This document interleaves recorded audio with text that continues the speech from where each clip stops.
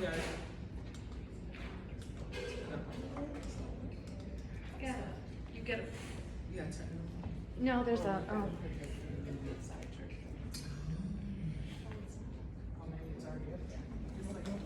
Is it inside? It's okay. Oh, Yeah, it's okay. oh, it's right here. Oh, it's here. I say the number one rule about officiating is know how to pivot. Never know what could happen on day of. Thank you. Anything.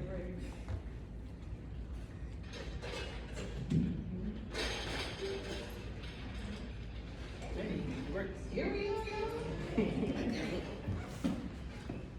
So welcome. We are super excited to welcome you to How to Officiate a Wedding Crash Course presented by the Wedding Officiant Academy. We energy people. Yes. So my name is Tiara, and I am the lead officiant at Royal Treatment with Tiara, based in New Jersey. I am known as the all-value, no-fluff wedding coach. And a couple fun facts about me: I am actually the creator of the Wedding Officiant Academy. I decided to open up this community because when I was learning to be a wedding officiant, it's kind of hard finding resources and just people to kind of take you in and be around like-minded officiants. So, listen, you create the things you don't see, right? That's what we do as entrepreneurs. I also was chosen with the Fellowship for Change program through Wedding Pro as a 2023 fellow, and they liked me so much they kept me around as a 2024 ambassador. So, very excited about that. And if we are not IG homies, please follow me at Royal Treatment with Tiara. I will follow you back. And I had a couple ask me this, but yes, Tiara is my real name, so it's a pun, and it's my business name.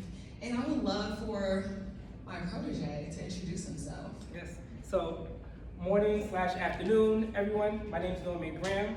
I am the lead officiant from Wed by Norm. Some of you seen me this weekend. So, good fun facts about me is currently with Wedding Pro, I am the 2024 class, Fellowship for Change. Wedding Pro consists of wedding, wire, and a knot. As you know, yesterday, I'm also one of the award recipient of achievement for Michigan Notary Consortium, and also American Marriage Ministries recently featured me as one of their officiants. So, and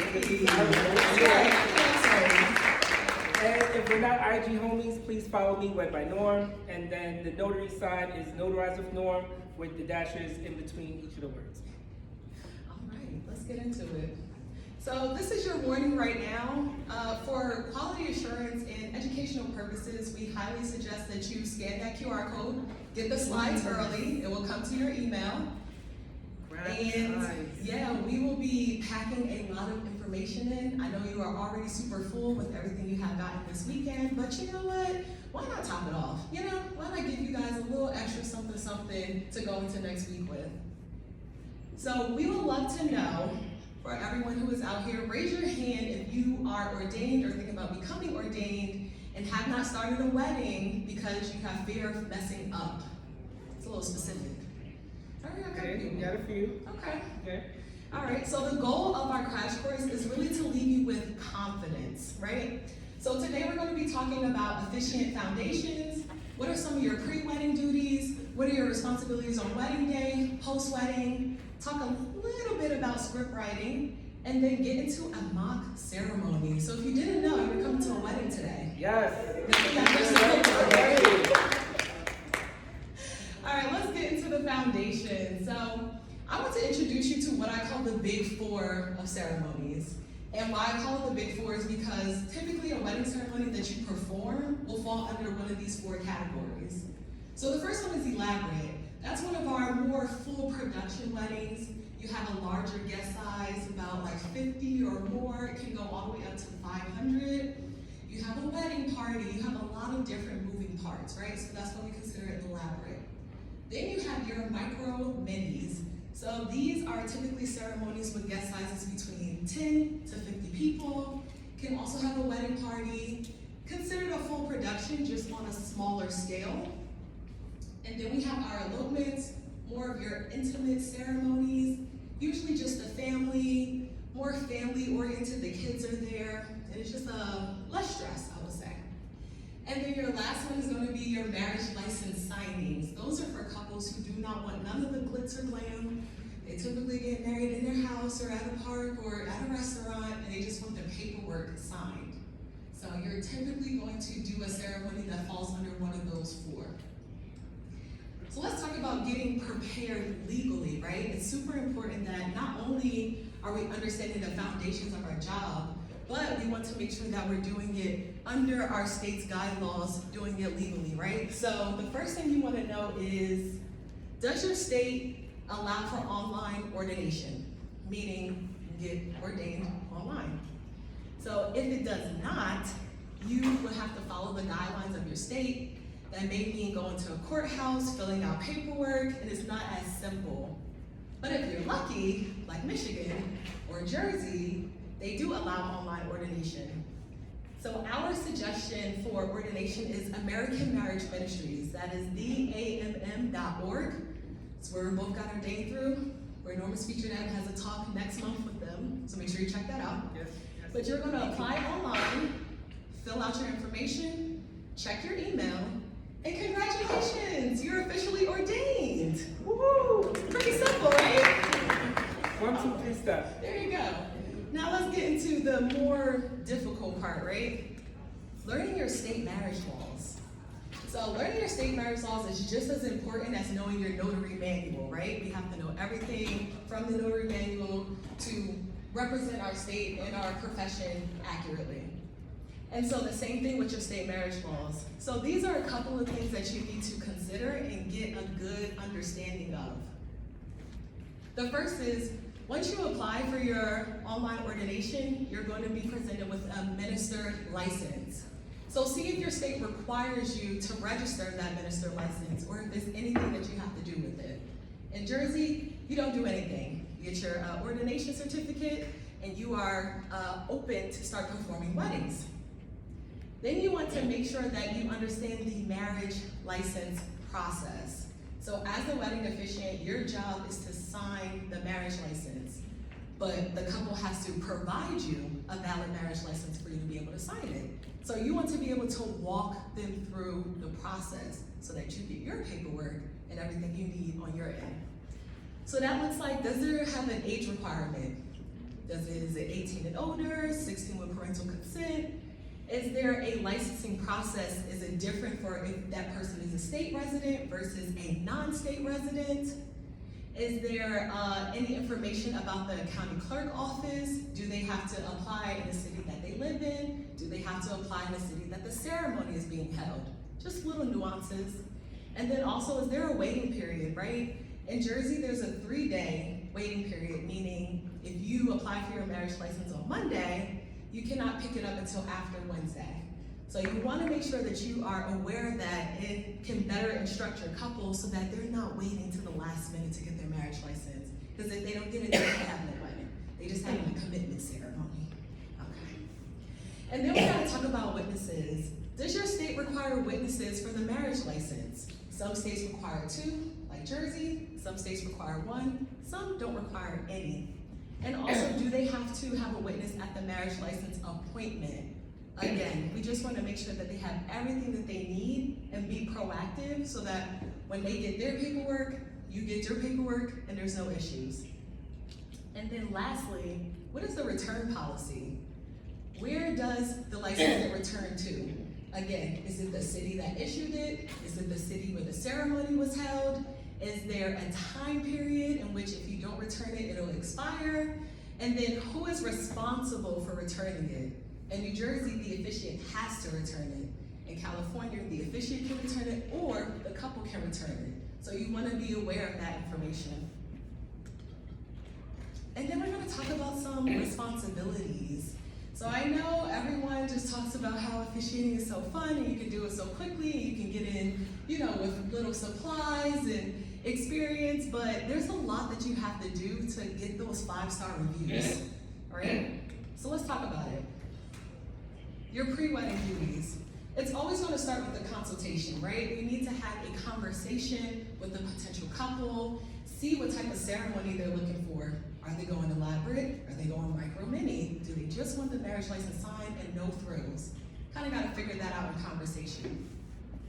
You also want to think about what day is the wedding on? What time is the wedding? Are you even available? So once you start to have that, then you want to move into your contract phase. If you are doing weddings without a contract, I'm looking all y'all in the eye. Stop. Protect your business. Please stop. Protect yourself, please. If you need a contract, we have resources. Please do not do any weddings without a contract because that is a written agreement, right? It protects you, it protects the couple, it lets you know what they're responsible for, what you're responsible for, your late fee, if that needs to happen.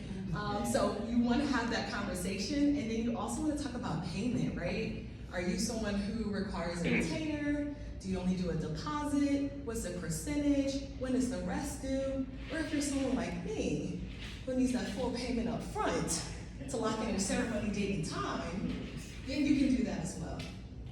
And please, please, please, please, with the contracts, if you have contracts, follow the contracts that you created. So you can't say that you are going to do virtual consultations and then you have 5 clients that you never met virtually. I will say definitely with your contracts as well, if you have to edit it, you can, because year 1 versus year 5 is going to be a different type of business. However, you want to communicate that to your ideal client, like, all right, things have changed, this is what the new policy is, moving forward for future. So don't have a client now and then say, I'm going to change something when they already signed the contract. Consultations, you want to make sure you have everything that you need in terms of questions, in terms of anything that they may have that's on their mind, and I would say anything you may have on your mind. So the consultations, the time when you get to know a couple. Yeah, identifying their wants, their desires, their needs, their wishes, that's what you're using your consultation time for. And then you want to talk about how often are you meeting with your couples, right? Are you someone who maybe does a one-day workshop, so you only meet with them one time before the wedding day? Do you have multiple meetings like me? Or are you someone who don't want to meet with them at all and maybe just do a questionnaire or just do email correspondence? It's all about the business model that you want to create. But then you want to be able to communicate that with the couple. How often are you meeting with them? Which ways are you meeting with them? Is it virtually? Is it on the phone? Is it in person? And then also, how can they schedule with you? Anybody in here use Calendly? Raise your hand if you use Calendly. Yeah? Okay. So here you go. Calendly is a great resource that you can use to schedule your couples.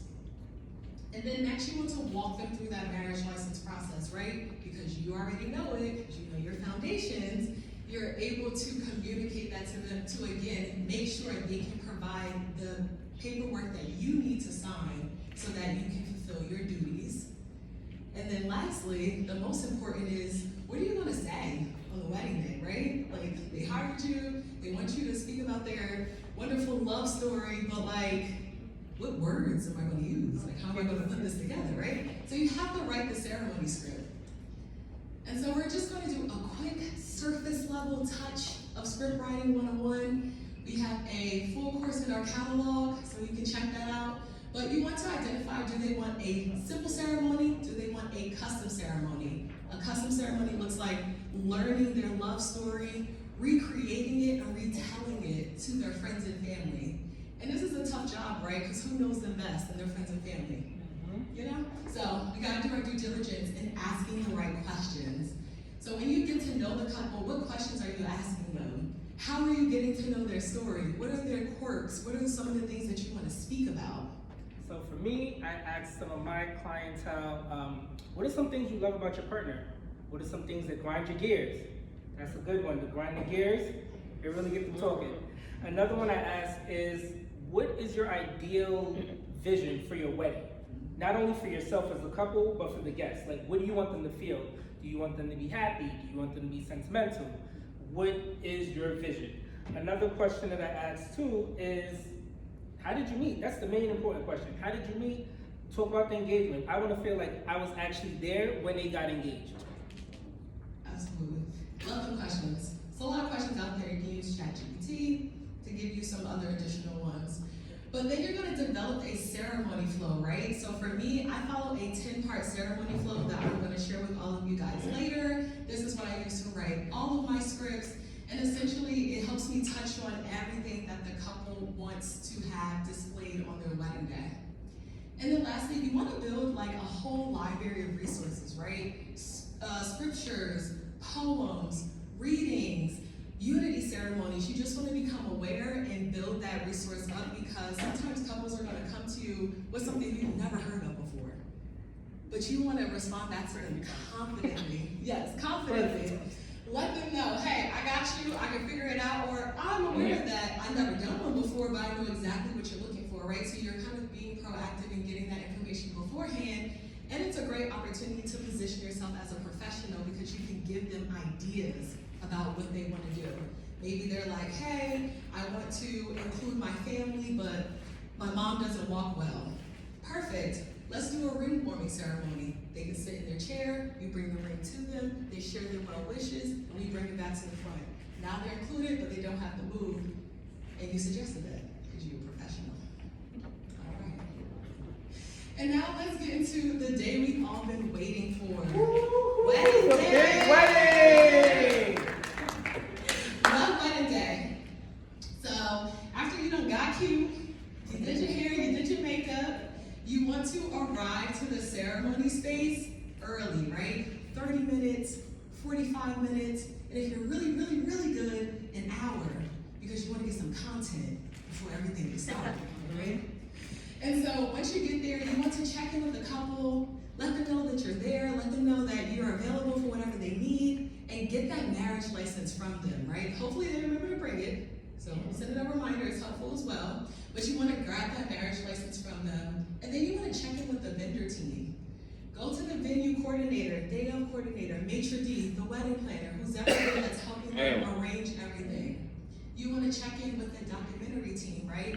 Photography, videography, content creators. Do you need to get mic'd up? Talk to the DJ. Do you need to do a mic check? And more importantly, make sure the ceremony space reflects what you and your couple discussed, right? So if we're doing a unity ceremony that is lighting of the candle, we want to make sure that we have our candle holders, and our lighter. Also, with vendor team check-in, definitely talk to them right away, because you never know. This could be a future partnership.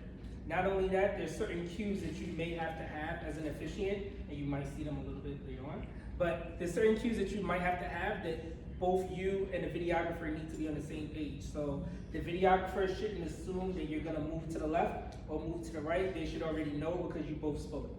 Bring the business cards. Everyone, bring the business cards. You never know whether it's a referral or a partnership, so bring them. Absolutely. So definitely connecting with the vendors there is going to be super important. Take selfies with them, follow them on Instagram, like have a conversation, especially the documentary team, right? Because you want that content as well. So when you start to build those authentic connections before the ceremony, just reaching out, let them know who you are and the part that you're playing in the ceremony day, but then actually at the ceremony and just giving them that good energy, it's something special about it. You're more likely to get the content after the fact, right? And then the whole reason why you're there, performing the ceremony. This is a really big responsibility.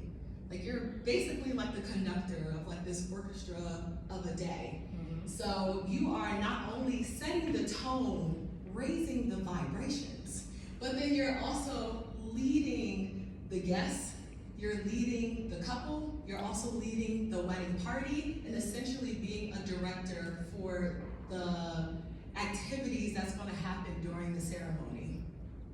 And then, of course, please do not leave the ceremony space without signing the marriage license. You will open yourself up to a lawsuit, because that is why you're there. So if you're not signing the marriage license at the actual ceremony, then you're gonna have to go back, they have to coordinate, they on their honeymoon, they don't have the date they want no more. It's too much.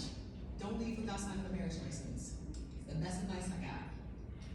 And then now, after the ceremony, you have danced the night away, you've eaten all of the cake, you are tired from a long, long day. And so what are your responsibilities after? Because your job is not done yet, right? So it looks like filing that marriage license, understanding, again, going back to our foundations, what is the return policy? Making sure you do it within the time frame it's supposed to, making sure it's filled out properly. making sure that you return it where it's supposed to go.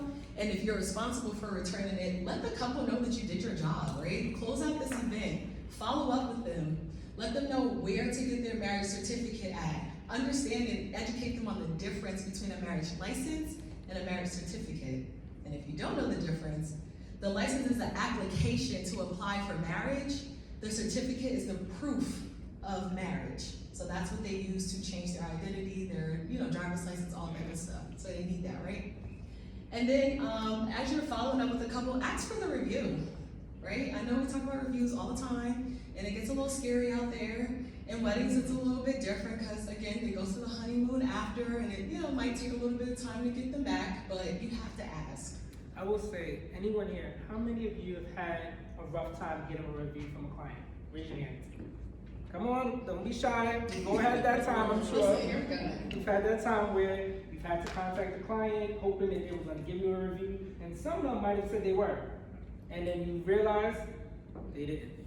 So, what I will say for advice is ask a few days after. Like if you ask and they're randomly on their honeymoon because you may or may not know the exact date they're going, it's okay. Because guess what you did? You sent an email. And let's say, for example, they don't answer because they're busy and life is life. Follow up again. Now, I know we don't want to be stalkers because I know that's all of our feelings. I'm like, I don't want to badger you. However, space it out. So use your discretion, space it out. Let's say you ask on the 15th of May and then you realize no response. They said, yeah, I'm gonna get to it. And then you realize it's like May 31st. All right, that's in 2-3 weeks. So now you can send a friendly reminder, say how this helps out for you to get your ideal clientele in the future, and hopefully you respond. I'll do you one better. Get a video testimonial after the ceremony.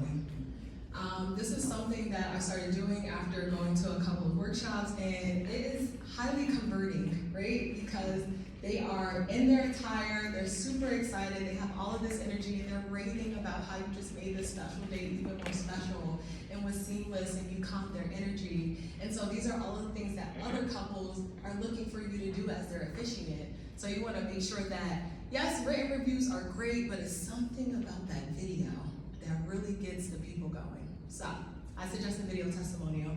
And then lastly, as Lisa taught us yesterday, customer experience is key, right? So we want to make sure that we have a keepsake gift for the newlyweds, whether it's a keepsake certificate, a card, some type of token of appreciation just to say thank you. And I'm so excited for you and congratulations, right? And so, The big moment now. So we're gonna have a wedding. Everybody excited?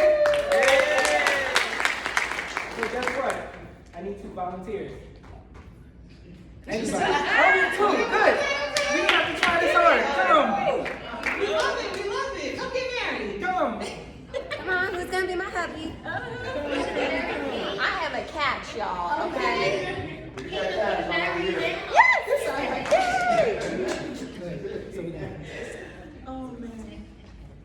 Okay. All right, what are we doing? So here we're gonna walk you through this 10-part ceremony. I'm married to hope like this.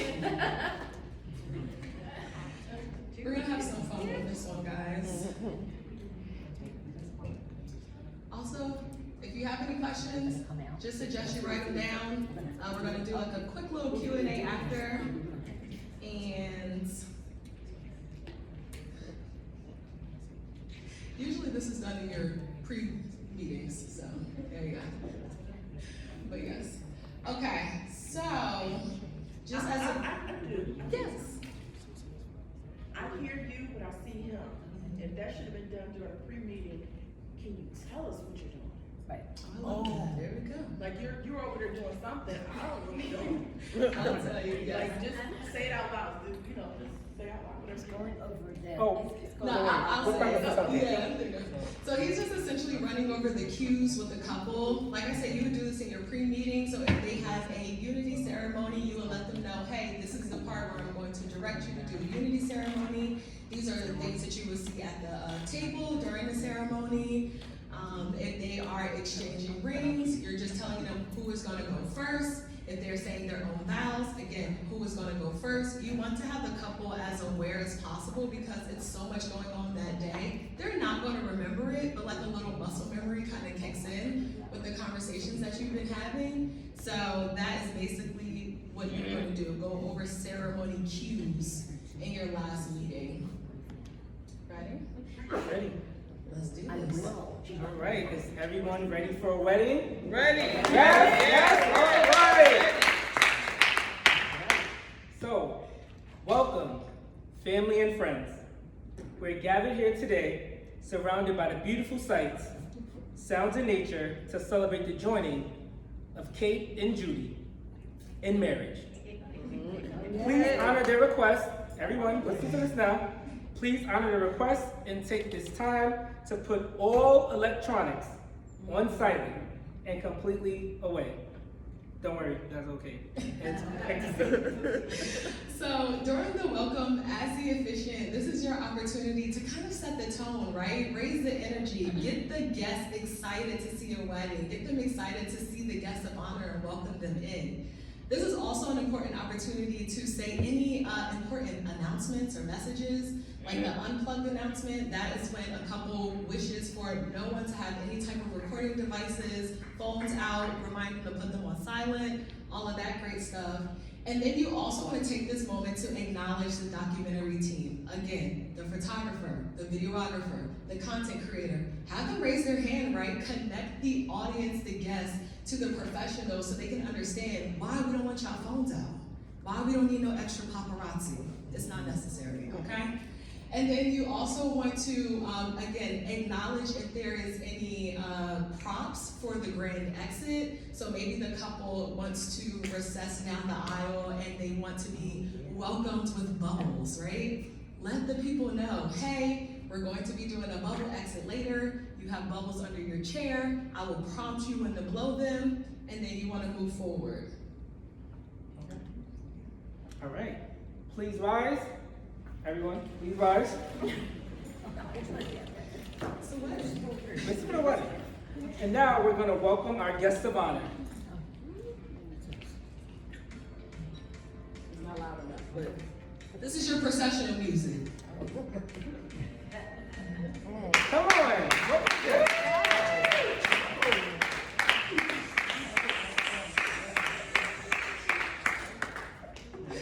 Thank you.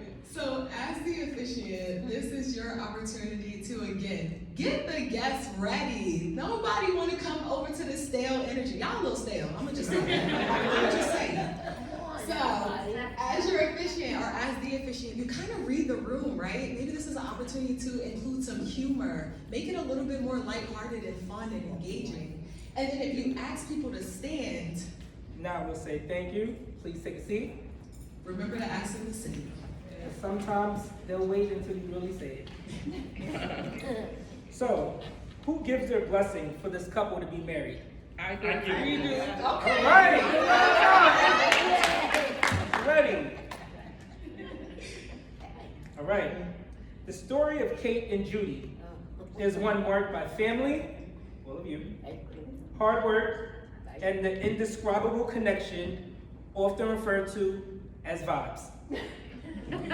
You fell in love by chance, but you're here today because you're making a choice. With a solid foundation, the decision to take the oath of marriage is the blessing we are here to witness and nurture through years to come. I love that.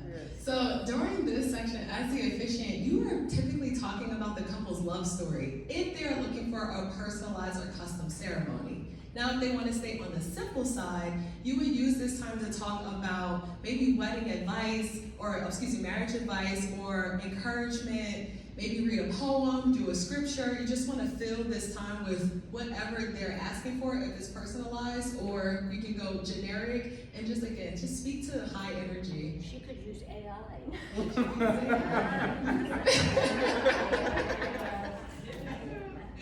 I love that.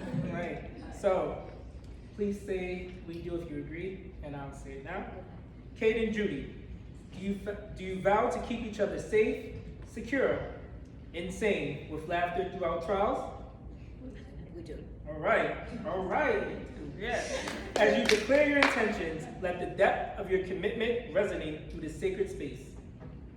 So during the vow exchange, as the officiant, you are inviting each partner to share their lifelong promises. If they write their own vows, you would just, again, prompt them to share them at this time. But if you're dealing with a couple who's maybe a little bit more introverted, a little bit more shy, you can do something like Norm did, which is asking a question and they just respond what we do.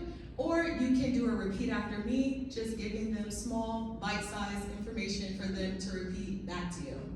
And if you're really fancy, you can suggest a community vow in which you are taking in all of the guests there because you are a part of their marriage and you're witnessing it. So you're vowing to nurture and support it. And a lot of couples like that option as well. All right. So, will you, Kate, keep Judy as your favorite person in good times and bad times, in sickness and good health, allowing yourself to grow old together and find new reasons to love each other dearly? All right. She said it real good too. Will you, Judy, take Kate as your favorite person in good times and bad times, in sickness and good health, allowing yourself to grow old together and find new reasons to love daily? Yes, I do. All right.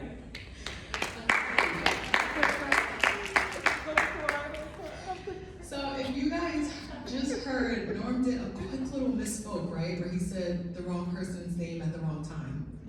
It's okay. It's okay. It's gonna happen. It's okay. You just keep going. You're like, oh, I'm so sorry. Keep going. So for the declaration of intent, as the officiant, this is legally required by law, and that is because it is an open and public declaration of the intent of marriage between these two partners. So it has to be said. You have to as the officiant. All right. So, you both chosen to exchange rings as a reminder of these promises. As you look at these rings, nice rings at that, over the years, please remember you've created something invaluable. And just as I know you'll protect these rings, I'm confident you'll protect the commitments you've made to one another today.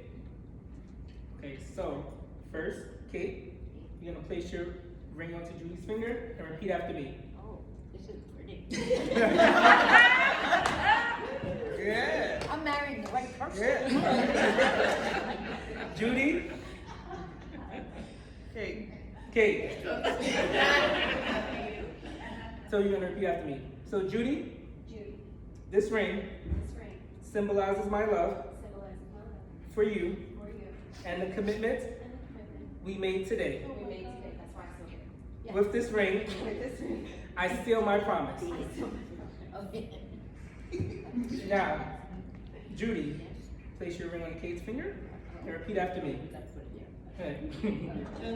Kate, this ring symbolizes my love for you and the commitment we made today. With this ring, I seal my promise.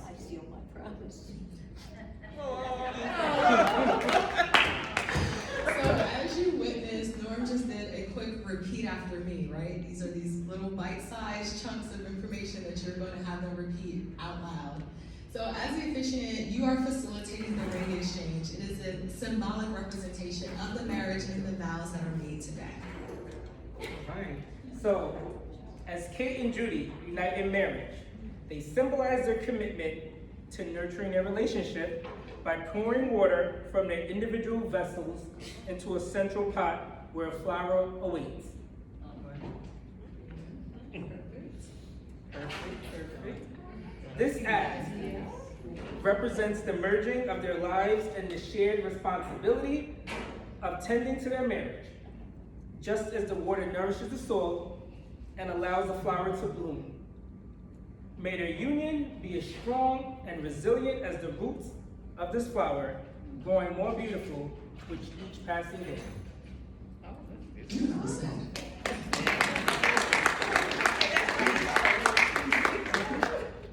So as the officiant, you are facilitating and directing the unity ceremony. That is essentially a ceremonial representation of two people uniting as one. In marriage, it can look like something really cool like watering a plant. It can be that unity candle, it can be a unity painting, it can be a unity shot. It can be jumping the broom. And then there's also cultural unity ceremonies that you can become familiar with. So that's why it's highly encouraged, again, going back to foundations, build that resource library, right? Become familiar with all the different unity ceremonies that are out here so that you can also suggest to couples as you work with them. Okay.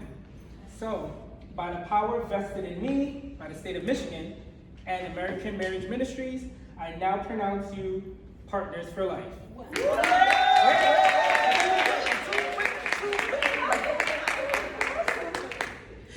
As the officiant, this is your duty to talk about how you are legally ordained and you are speaking to your credentials by the state of Michigan, by American Marriage Ministries. I now pronounce you. You have no power if you are not legally ordained. You ain't pronouncing nobody.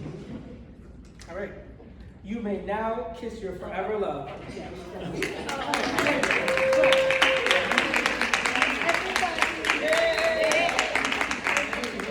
This is a highly anticipated part of the ceremony, and it's also a great photo op for the newlyweds. So as the officiant, You see the move? out the way.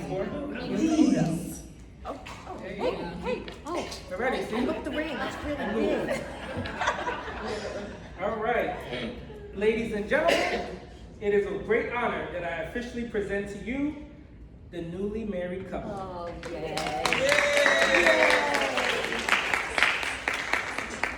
Okay, we gotta go. And we have outing music for them. Party music. So this is when you clap it up for the couple as they make their way down the aisle. The DJ will drop the beat. And this is when you dance in the background. You get your two-step on as the music is going on. Okay, perfect. So congratulations! Yay! You're surviving Crash Course! Thank you.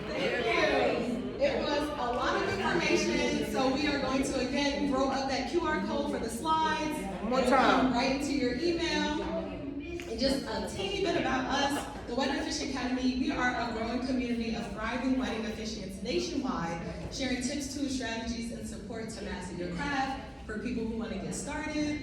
We host all levels. We do monthly virtual socials. We have a free Facebook community, very nurturing. We have digital resources to support you, contracts, trainings, workshops, mentorship, and coaching. And we have another virtual social next Thursday, 6 p.m. Eastern Standard Time. So when you click here, you'll be able to get the information in order to register. And so today we have a super special offer. We have 50% off our entire digital catalog as well as one-on-one coaching. And Norm has something super cool that he created for everyone. Oh yeah, so this Friday that just passed, I created my first ebook. So it's called From I Do to I Do, the ultimate guide to officiant branding, which also can help out in other fields as well. The way you should stand out in person and the way you should stand out on social media platforms as well. So I'll definitely give you the information, and I definitely also have a percentage off as well. So stick around, ask me more questions, and actually it's on there as well too. Okay, cool guys. So we hope that we helped you with some confidence, conquering some fears about getting to what we like to call the bridal bag. We want you to join us over here. We believe in community over competing. So if you have a chance, scan that QR code. It'll take you right to our stand store. You can sign up for the virtual socials. You can join our Facebook community. Check out our catalog for support. And let's open it up for some questions. If Anybody? So, do you only do weddings in the U.S. or what about abroad? Do you ever travel to perform ceremony? I knew that was gonna be so. I've actually had a destination wedding last year in July. One of my friends, I actually got invited before I became an officiant. So then when I became one, she was like, oh, since you're coming anyway, you might as well just marry us. So it worked out well. And as Judy said yesterday, there are two ways you could do that. So either the couple can legally get married in the state that they're in and then go abroad, or they can get the apostle done, which of course is like an additional fee, and then legally get married there as well as have the ceremony. You can only take one more. Yeah, that's what she could have said. Now, they will be available, you know, after they step to the side, but we can only take one more question. I was just gonna say, can you just give a real quick rundown of the elopement? Cause I don't wanna do like big. Oh, yes. So elopements are typically your smaller ceremonies, no bells, no whistles, people have it in their house or maybe at a park. They're just essentially wanting to get married on a much, much more intimate ceremony space. So it typically, like I said, will include the family, more kids. Kids don't really come to the bigger weddings, distractions, they loud, all that good stuff. So elopements, it will be more family oriented, just a lot smaller. You can actually advertise yourself as an elopement specialist. Something cool you can do for your state as like a lead magnet is if there's areas around like parks or just places that are low cost or free to get married, create a little guide and start to put that out as your lead magnet so people who are looking for that particular type of ceremony can start to find you. Thank you. Thank you. If you dropped your business card, we are going to do the raffles later and then we'll contact you individually for what you want, okay? Thank you. Awesome. Thank you. Awesome. Thank you. I appreciate that you were patient with us and flexible in time and still deliver a banging presentation. Wasn't they just